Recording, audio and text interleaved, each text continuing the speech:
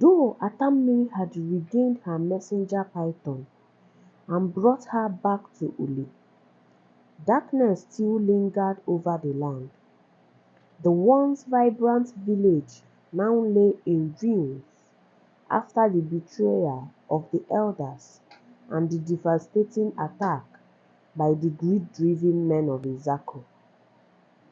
Atammiri knew in her spirit that the avarice and foolishness that led men to desecrate her blessed river could arise again if left unchecked. The frailty of human nature meant her children could stray from the righteous path at any time. She decided to withdraw her direct blessings and protection from Uli for a season. The people would have to prove themselves worthy again of her providence. Only through struggle and tribulation could they show their devotion and regain her full favor. And so Atammiri faded into the background of life in Uli. At first, things carried on normally, the people not realizing the subtle absence of the goddess's guiding hand. Within a few years though, misfortune crept in. Floods came and ruined harvests. Disease ran rampant. Wells ran dry during drought. All manner of ills befell the villagers. Many began to question what they had done to anger Atammiri and cause her to abandon them. The chief priest Njoku prayed day and night to the goddess, making elaborate offerings and sacrifices, begging her to show mercy and renew her covenant with Uli. But the heavens remained silent. Atammiri gave no response. By the 5th year of hardship, desperation led some in Uli to turn to occult magic and pagan gods outside the pantheon sanctioned by Atammiri in ages past. They hoped these dark arts might end their suffering, but Njoku condemned these practices as an offense against Atammiri. He warned that resorting to black magic would only invite more misfortune. But when crops failed yet again, many ignored Njoku, pursuing their own solutions. After a decade of poverty, disease, and desolation, the people had almost forgotten about Atammiri. The serpents she left behind were rarely seen anymore, and her name was spoken less and less in daily life. Then came an omen. A young girl named Ijeoma were having vivid dreams. The giant python revealed herself to her, giving her a message to share with the villagers. The great python told Ijeoma that if the people would sincerely vow to honor Atammiri always and reject greed and temptation in their hearts, the goddess will embrace Uli as her own once more. When Ijeoma told Njoku and the elders of Uli about her vision and the words of the python, hope was rekindled among the people. All the villagers were gathered together in the ruined center of the village. Njoku read out a solemn pledge that he composed with Ijeoma. In it, the people vowed to worship Atammiri faithfully, heed the wisdom of the elders, and think first of the good of the community rather than personal gain. Everyone listened attentively and signed the pledge. The signed pledges were offered up to Atammiri along with shams and incense during an all-night ceremony led by Njoko at his shrine. The people waited anxiously for some response from the goddess. Next morning, they awoke to a great swelling of the river. It overflowed its banks, washing over the land in a cleansing wave. The once tepid water was cool and refreshing. Villagers jumped in the river, laughing and invigorated. By afternoon, rain clouds were gathering over the distant hills surrounding Uli. The sky rumbled with imminent thunder.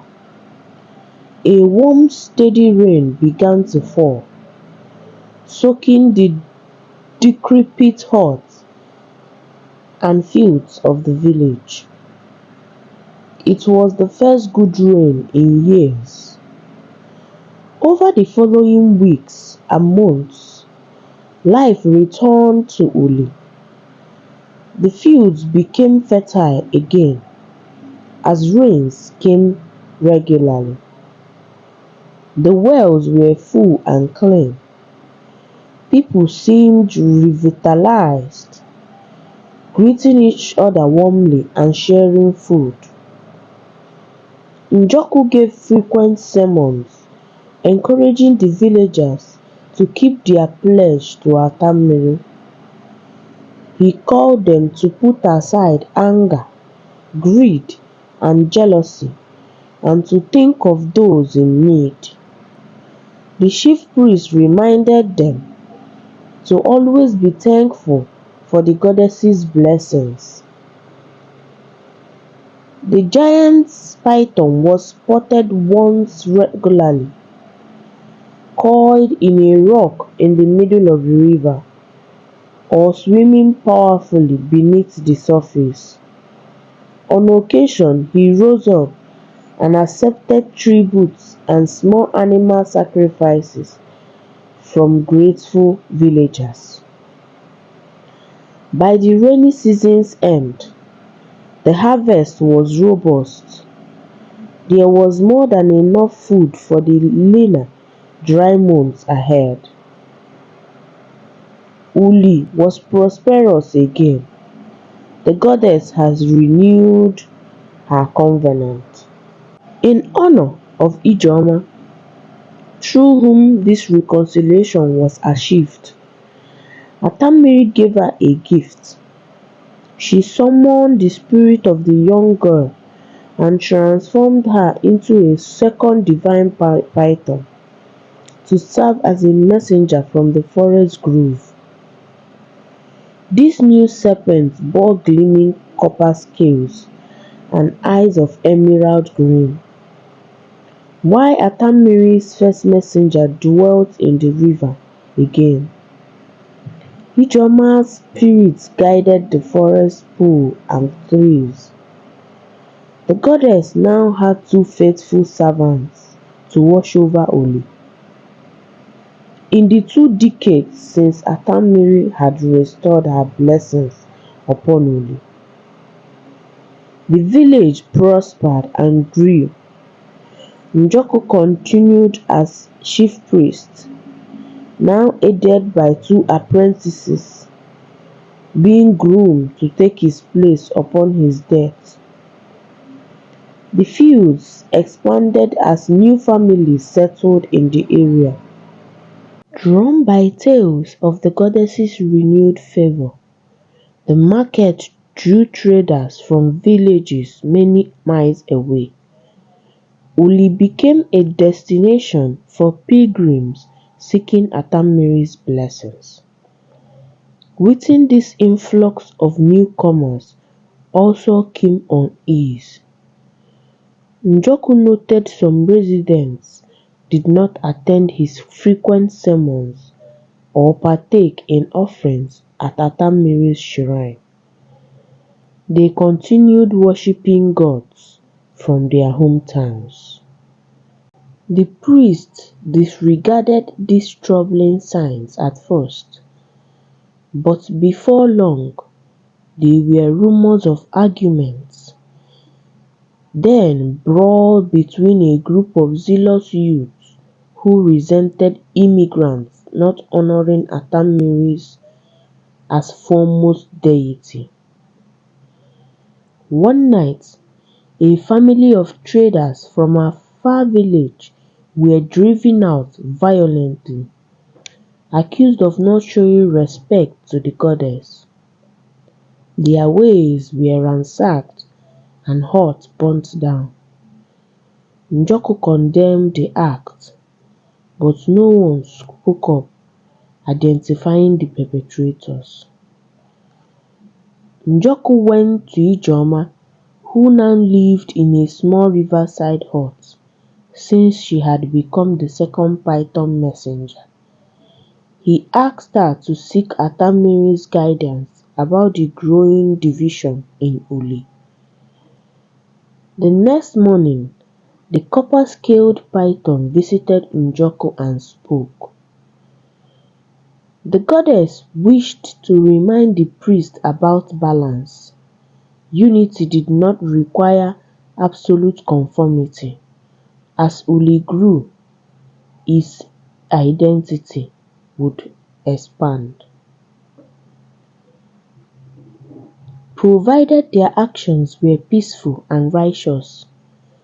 Atammiri granted new residents the freedom to retain their traditions. Only depravity and injustice warranted her wrath. The priest thanked the snake for relaying the goddess's wise message. But over the following year, troubling incidents continued. Aggressive youths now attacked not just nonconformists, but elders including Njoku they deemed too lenient. The priest grew worried and wary. Matters finally came to a head when a small faction tried seizing supplies of the harvest meant to be distributed equally among all villagers. When the town elders attempted to intervene, the usurpers spat insults and hurled stones. Njoku summoned the two serpents and asked them to bring Atammiri's judgment upon the transgressors to restore order. But the pythons refused. They told Njoku that the goddess would not do his work for him. This was a test of wisdom and leadership for the priest. Troubled that even the messengers rebuked him, Njoku spent several days in solitude and prayer to contemplate his course of action. Finally, enlightened by the goddess's guiding spirit, he emerged from seclusion. The priest went first to the elders who supported him, explaining that their only hope was setting an example of temperance and virtue so that over time more would be persuaded to walk in wisdom. Reacting to the hatred with more hatred will only breed more chaos. The elders assented to Njoku's wise counsel. Next, Njoku approached the angry youths. He sympathized with their impatience and desire to see all honor Atammiri, but rebuked them firmly for their methods. True change came only through living out one's values fully, not imposing them through fear. Finally, Njoku addressed all the people of Uli. He acknowledged his past overzealousness and failure to grasp Atammiri's vision. for harmonious diversity united behind ethical principles, not uniformity of outward customs.